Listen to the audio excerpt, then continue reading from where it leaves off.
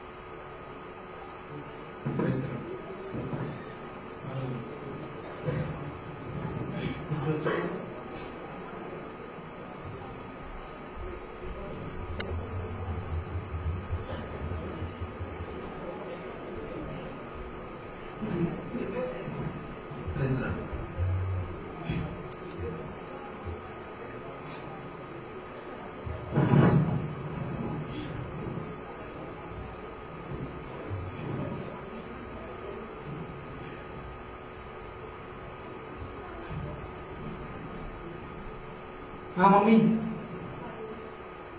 ఈరోజు నా friends party ఇస్తున్నాను మమ్మీ నేను. సో నైట్ రావడానికి నాకు చాలా లేట్ అవుతుంది మమ్మీ. ఓకేనా? Bye mummy. మమ్మీ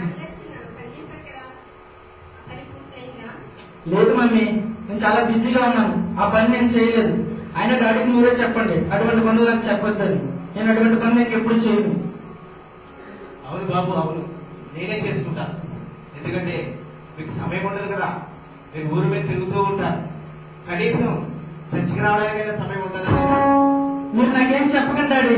ఎప్పుడు చూడు చర్చి చర్చి చర్చి. ఎప్పుడు చర్చికి రమ్మని అడుగుతారు. నన్ను ఎప్పుడు ఈ రోజు మొదలుకొని నన్ను చర్చికి రమ్మని మీరు అడగండి. నేను చర్చికి రాను. అవును బాబు, నువ్వు రావు. ఎందుకు వస్తావు? నువ్వు లోకంలో తిరుగుతూ ఉన్నావు. నీకు లోకంలో సహవాసాలు ఎక్కువైపోయినాయి. నీకు దేవుని దగ్గరికి వస్తే దేవుని యొక్క భయము, భక్తులు, జ్ఞానము, అభిప్రాయం అవేవి నీకు అవసరం లేదు కదా. కనీసం నీ స్నేహితులైనా చూసి నేర్చుకోరా. డాడీ నేను ఎవరిని చూసి నేర్చుకోవాల్సిన అవసరం నాకు లేదు డాడీ. అయినా జ్ఞానం చర్చకెళ్తేనే వస్తుందా? నా దగ్గర చాలా జ్ఞానం ఉంది. ఆ జ్ఞానం ఏదో మీరే నేర్చుకోండి డాడీ, నాకు అవసరం లేదు. బాయ్ మమ్మీ, నేను వెళ్తున్నాను. లేదు మమ్మీ, నాకేం చెప్పకండి. బాయ్. నా కుమారుని మార్చయ్యా, వారిలో మంచి పరివర్తన తీసుకురా.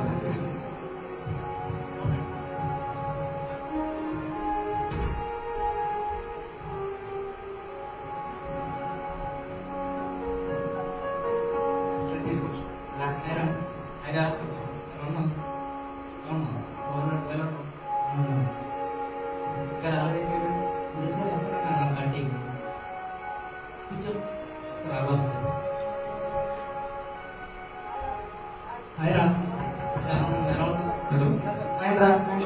ఏంట్రా సురేష్ గారు పార్టీ అని చెప్పి ఇప్పుడు వరకు రాలేదు. టైం అయిపోతుంది.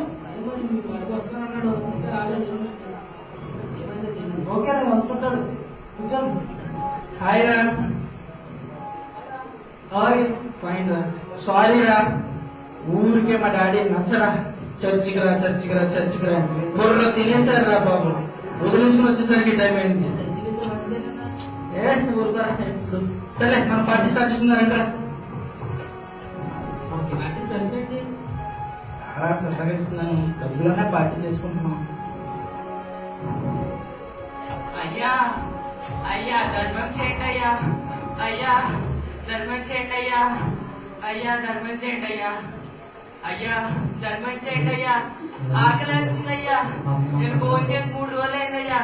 దయచేసి ఏమైనా తింటానుకుంటే పెట్టండి అయ్యా. దొరక పోరా. ఎక్కడ ఏమడగలో కూడా తెలియదు. దొరకపో. ఆ బట్టలు చూడు కంపుగా, ఆ స్మెల్ చూడు ఎలా వస్తుందో. దొరకపో. అయ్యా మీరే అలా అంటే ఎలా అయ్యా? దయచేసి ఏమైనా తింటానుకుంటే పెట్టండి అయ్యా. చెప్పారు కదా దొరకపోమని. అదే నీకు తెలియదురా. అడుక్కునే వాళ్ళందరూ ఇంతే. ఎక్కడ ఏమడగలో కూడా తెలియదు. ఊరుకుంటా మన పాటి. నువ్వు పరా. దేవుడు ఇతనికి మార్మల్స్ దయచేసి దీవించు. పోరా. మన పాటి చేస్తున్నారండి.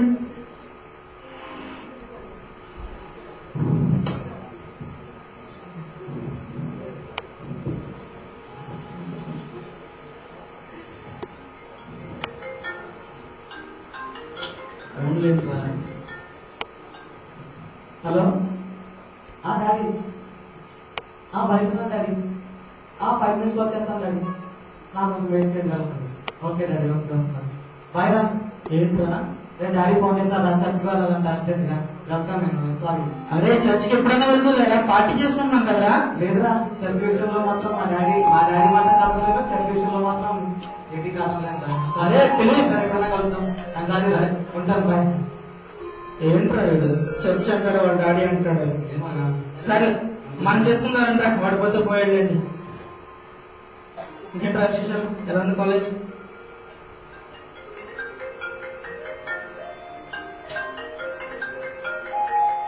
హలో మమ్మీ చెప్పండి మమ్మీ. పన్న మమ్మీ కూర్చుంది మమ్మీ. 5 minutes ఇంటి ఉంటాను. సరే మమ్మీ వస్తున్నాను. ఓకే ఏంట్రా మమ్మీ రమ్మన్నారు 5 minutes. అరే ఎందుకు లేరా, ఒక అరగంట పార్టీ అయిపోతుంది కదరా. మమ్మీని ఎక్కువ బాధపడుతున్నాను. అప్పుడు నేను కాదు మాట్లాడినా కూడా బాధపడుతున్నాను. అరే రాహుల్ వినరా. నన్ను ఎప్పుడైనా వీళ్ళు పార్టీ తప్ప పనే కదా బాధపడుతుంది కదా. అరే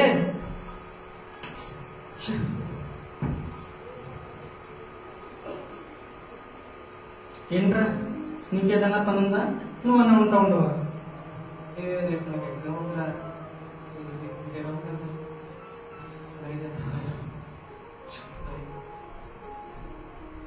ఛ, ఎలా జరిగింది?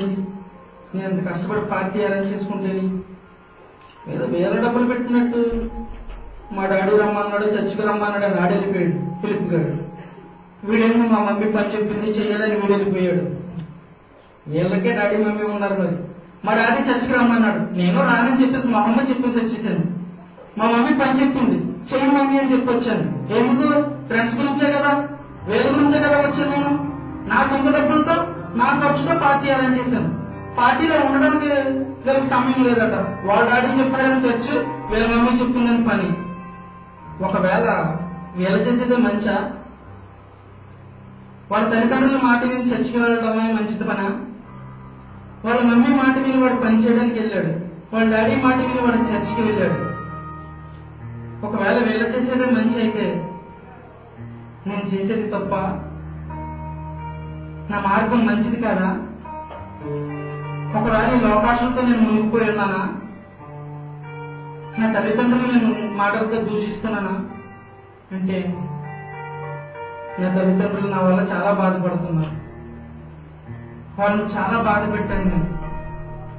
నా తండ్రిని అనేకమైన మాట్లాడాను నేను. చర్చికి రమ్మన్నప్పుడు ఆయన మొహం మీదే రానని చెప్పాను.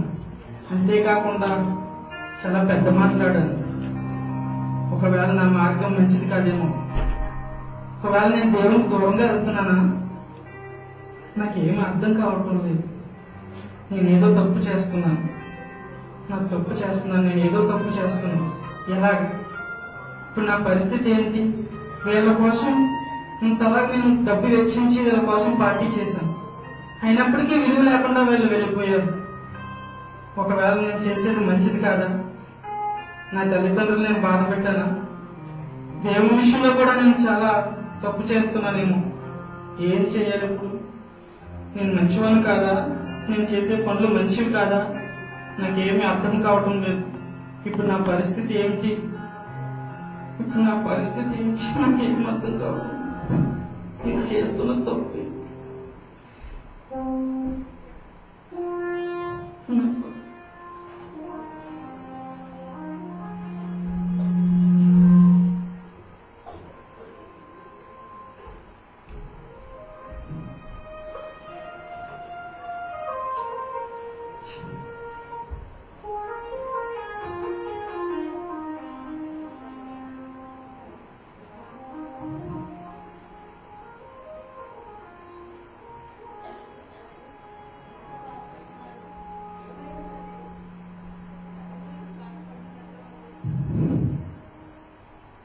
ఒకసారి చూస్తే సరిపోతుంది కదా, ఎవరైనా తెలుస్తుంది.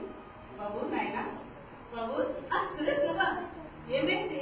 ఎందుకు అనుకున్నావు? ఆంటీ, ఈరోజు నా మనసు చాలా బాధగా ఉంది ఆంటీ. చాలా అంటే చాలా, నేను చాలా దుఃఖంలో ఉన్నాను ఆంటీ. ఏం జరిగిందో నాకు నా సంతోషంగా ఉండేవాడు, ఆనందంగా తిరుగుతూ ఉండేవాడు. ఈరోజు ఏంటి ఎంత దిగాలుగా నా ఫ్రెండ్స్ కోసం నేను పార్టీ అరేంజ్ చేశానండి. ఈరోజు మమ్మీ డాడీ చర్చికి వెళ్తున్నారు. అయినప్పటికీ కూడా వీళ్ళ కోసం నేను చర్చికి రానని డాడీతో గొడవపడి వీళ్ళ కోసం పార్టీ అరేంజ్ చేశానండి. వీళ్ళేమో మా డాడీ ఫోన్ చేశాడు, చర్చికి రమ్మన్నాడు అని వాడు వెళ్ళిపోయాడు. మా మమ్మీ ఫోన్ చేసింది, పని చేయాలని రాహుల్ గారు వెళ్ళిపోయాడు. నాకు చాలా బాధ కలిగిందండి. వీళ్ళందరూ నన్ను వదిలేసి ఒంటరివాణి చేసి వెళ్ళిపోయారండి. నేను వీళ్ళ కోసం కదండి ఎంత అలా ఖర్చు పెట్టాను. మా మమ్మీ డాడీని కూడా తిట్టానండి నేను వీళ్ళ గురించి. చాలా చేశావు. నువ్వు చాలా మంచివాడు, చక్కగా చదువుకుంటున్నావు. మరి నువ్వు ఇలా తల్లిదండ్రుల మాట ఎదిరించడం తప్పు కదా? మరి చర్చికి రాను అన్న మాట తప్పు కదా? అలా అనొచ్చా ఎప్పుడైనా తల్లిదండ్రుల్ని? మరి ఈ విధంగా దూషించే వారి గురించి మరి బైబిల్ ఏం చెప్తుందో నీకు తెలుసా? అసలు ఎప్పుడైనా బైబిల్ చదవావా? సామెతలు 20 అధ్యాయంలో ఏమన్నా తెలుసా?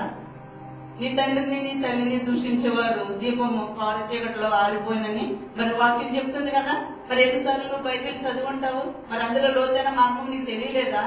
మరి ఆ విధంగా తల్లిదండ్రులు ఎదిరించకూడదు కదా నాయన. మరి ఎందుకే అలా ఆ విధంగా ఎందుకు చేస్తావు? సర్లే, ఇప్పుడైనా నువ్వు తెలుసుకున్నావు కాబట్టి, నీ తప్పు నువ్వు తెలుసుకున్నావు కాబట్టి నీలో పరివర్తన నేను చూస్తున్నాను. నువ్వు మరి ఇంటికెళ్ళి దేవుని సన్నిధిలో నువ్వు ప్రార్థించి మరి నీ తల్లిదండ్రుల దగ్గరికి వెళ్ళు. మరి తప్పనిసరిగా వారు నిన్ను మరి ప్రేమించేవారుగా ఉంటారు. నీలో పరివర్తన నేను చూస్తున్నాను నాయన. నిజమండి, ఇంతైనా మా నాన్నగారిని చాలా మాట్లాడినానండి.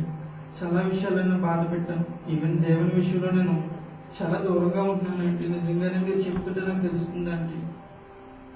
సరేలే, ఇప్పుడైనా తెలుసుకున్నాం కాబట్టి, నీకు నీలో పరివర్తన చూసాం కాబట్టి నువ్వు అసలు బాధపడితే ఏమి బాధపడద్దు, దేవుడు నిన్ను తప్పనిసరిగా క్షమించాడు. నీలో పరివర్తన ఎలాగొచ్చిందని నువ్వు అనుకుంటున్నావేమో. నువ్వు ఎప్పుడైతే నీ ఫ్రెండ్స్ నిన్ను ఒంటరిగా వదిలేసి నువ్వు వెళ్ళిపోయారు, వారు కాదని వాళ్ళ తల్లిదండ్రుల మాట ఎప్పుడైతే విన్నారు, మరి వాళ్ళందరూ ఏర్పాటుతో నీలో హృదయంలో దేవుడు నీలో ప్రేరేపణ కల్పించుకున్నాడు. మరి వారికి నీకు తెలియకుండానే నీలో దుఃఖము, వేదన, బాధ మరి అన్ని నీలో వచ్చి ఉండమట్టి వల్ల నీకు పరివర్తన పూర్తిగా వచ్చిందని నేను అనుకుంటున్నాను. అలాగే దేవుడు కూడా నేను క్షమిస్తాడు. మరి దేవుడు ఏమైనా వాక్యం చెప్తున్నాడంటే మరి సామెతలు 23 అధ్యాయం 25 వచనంలో చదువుతాను ఒకసారి. ఆ వాక్యం చదివితే నీకే తెలుస్తుంది.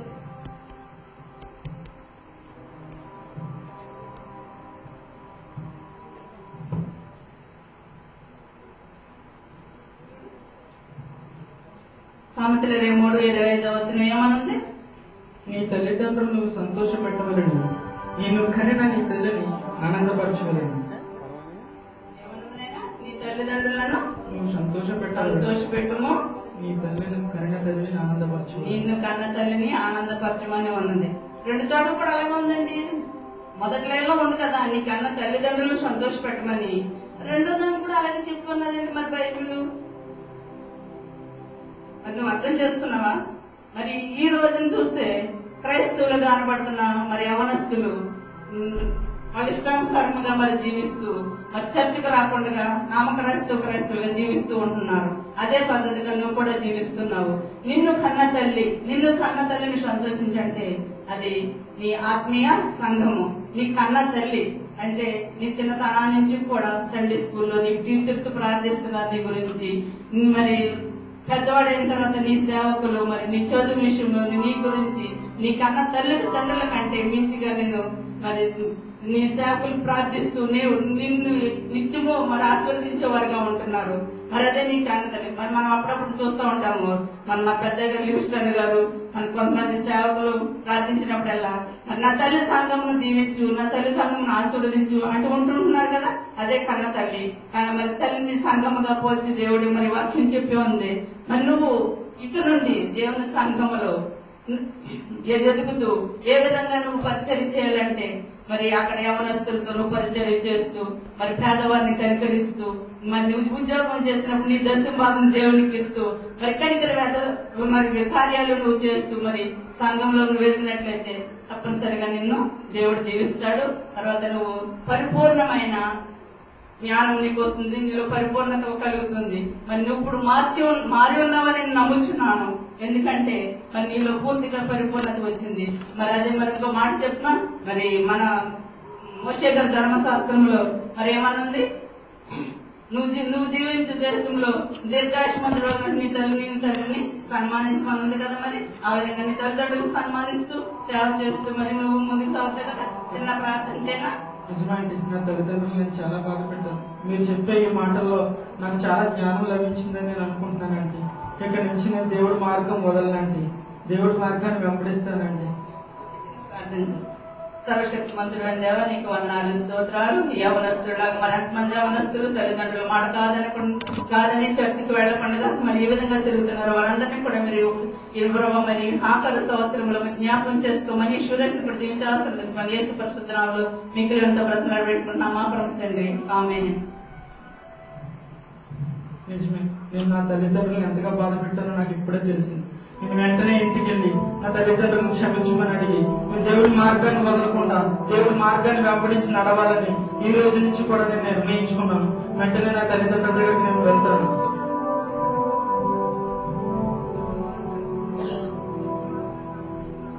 నాన్నగారు నన్ను క్షమించండి, నాన్నగారు నన్ను క్షమించండి, నాన్నగారు నేను చాలా తప్పు చేశాను నాన్నగారు. మిమ్మల్ని అనేక సార్లు నేను దూషించాను నాన్నగారు, నా మాటలతో మిమ్మల్ని గాయపరిచాను నాన్నగారు, నన్ను క్షమించండి నాన్నగారు. లేదు నాన్నగారు, నాకు ఈ రోజు తెలిసింది నాన్నగారు నేను చేసిన తప్పు ఏంటనేది. నేను అనేక విషయాలు నాన్నగారు మిమ్మల్ని బాధ పెట్టాను నాన్నగారు, నన్ను క్షమించండి నాన్నగారు. మీ చర్చకి రమ్మన్నప్పటికీ కూడా మీ మాటలు నేను లెక్క చేయలేదు నాన్నగారు, క్షమించండి నాన్నగారు. చాలా సంతోషం బాబు, నువ్వు మంచి పరివర్తన కలిగి నువ్వు గృహానికి చేరుకున్నావు, చాలా సంతోషం. లోకంలో ఆశయాన్ని విడిచిపెట్టి మరి తిరిగి తల్లిదండ్రులకు వచ్చినావు. అదేవిధంగా దేవుని యొక్క భయం భక్తి కలిగి నువ్వు దేవుని మాటలు విన్నావు, చాలా సంతోషంగా ఉందని అన్నారు. అయితే ఈ యొక్క శుభ సందర్భంలో మనమందరము కూడా దేవుని సన్నిధికి వెళ్ళి సాక్ష్యం చెప్పుకుందాం. దేవుని సన్నిధిలో మనమందరం సంతోషిద్దాం. దేవుని బిడ్డలందరితో కలిసి మనం విందు చేద్దాం. బాబు ఇంత సమయం దేవుని మందిరానికి నీ స్నేహితులు పడుతుంది, చాలా సంతోషం. బాబు చర్చికి వెళ్దాం. దేవుడు నేను ఈ పరివర్తన తీసుకుంటున్నందుకు దేవునికి వేలాది వందనాలు స్తోత్రాలు చెల్లించుకుంటున్నాను.